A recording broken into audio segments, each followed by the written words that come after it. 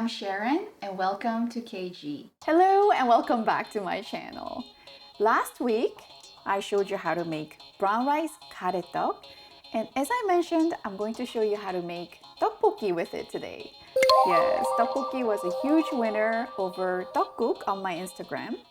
Tteokbokki is just stir-fried rice cake, and it's probably the most popular street food in Korea.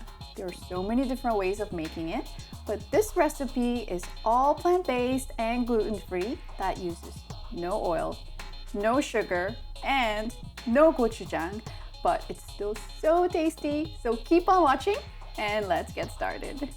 Here I have some frozen and fresh rice cake to see if there's any difference. If you're using the frozen ones, you can just thaw it out for a couple hours, or you could soak them in cold water for 10 to 15 minutes. And why the different thickness? It's because I remember having rice tteokbokki in Korea and they were thicker than the typical flour tteokbokki rice cake.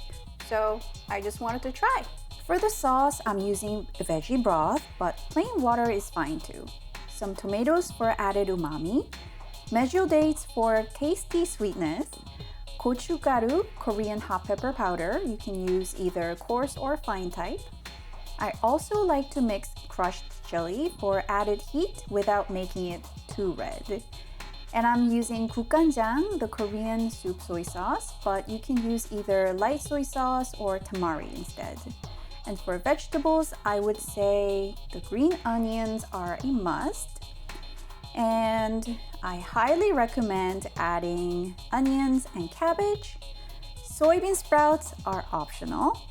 You could also add yubu, the deep-fried bean curd, or yam cake called konjac to replace fish cake, but we'll keep it simple today. The sauce is the most essential part of this recipe besides the rice cake itself. So to blend everything, I'm adding 4 pitted dates, tomatoes, gukganjang, the Korean soup soy sauce, about a cup of veggie broth to start. Leave a little bit for later. Gochugaru, crushed chilies, and we're gonna blend it. Transfer the blended sauce into a pot. I'm using a wok. And I've rinsed the blender cup with the remaining broth so I don't waste any of the goodies. Add the onions. And we're gonna bring this to a boil and let it simmer for about 3 to 4 minutes so that the tomatoes are well cooked. Then we're gonna add everything except for the rice cake. So the cabbage, the green onions,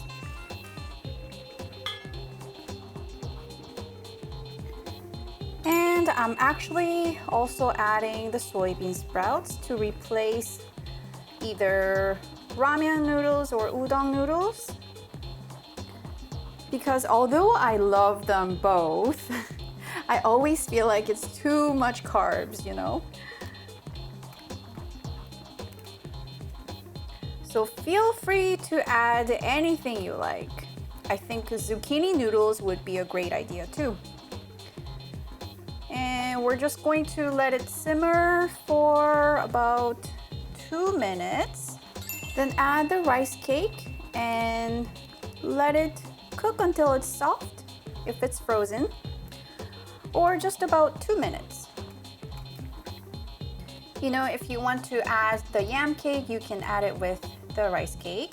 But if you want to add yubu, the fried bean curd, you could put it towards the end because bean curd usually soaks up so much flavor, so it ends up being too salty if you put it too early.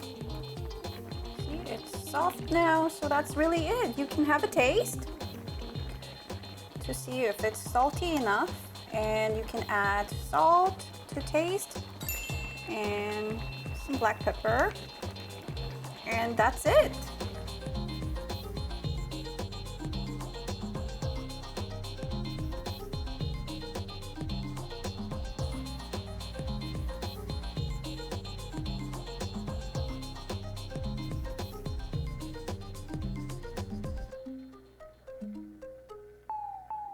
Okay, our brown rice or 현미 떡볶이 is ready, and let's have a taste.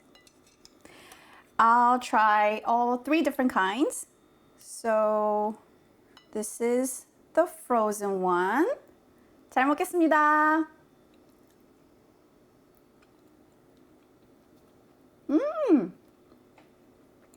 The fresh thin.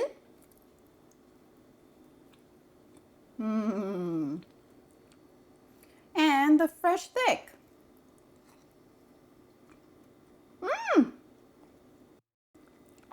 The bean sprouts.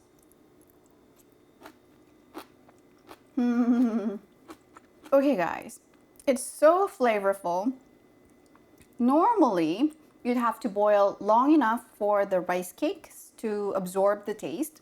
But because our sauce was thicker because of the dates and the tomatoes, instead of being absorbed, it got adhered to the rice cake. So it's still so flavorful and so tasty. It's moderately sweet, salty, and spicy. I would say this is medium spicy. And can we talk about the rice cake itself?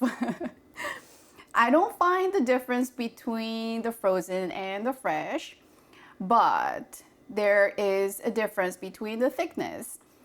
I see why they use thicker rice cakes when they use 쌀떡볶이, the rice cake, rice tteokbokki, because it's much more chewy. It's just so much better.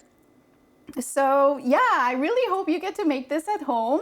It's so simple, quick, and healthier, and you can put some sauce over your rice, and it's so good. So yeah, this is 현미 떡볶이. I hope you enjoyed my recipe today. Thank you for watching, and I hope to see you again next time. Bye!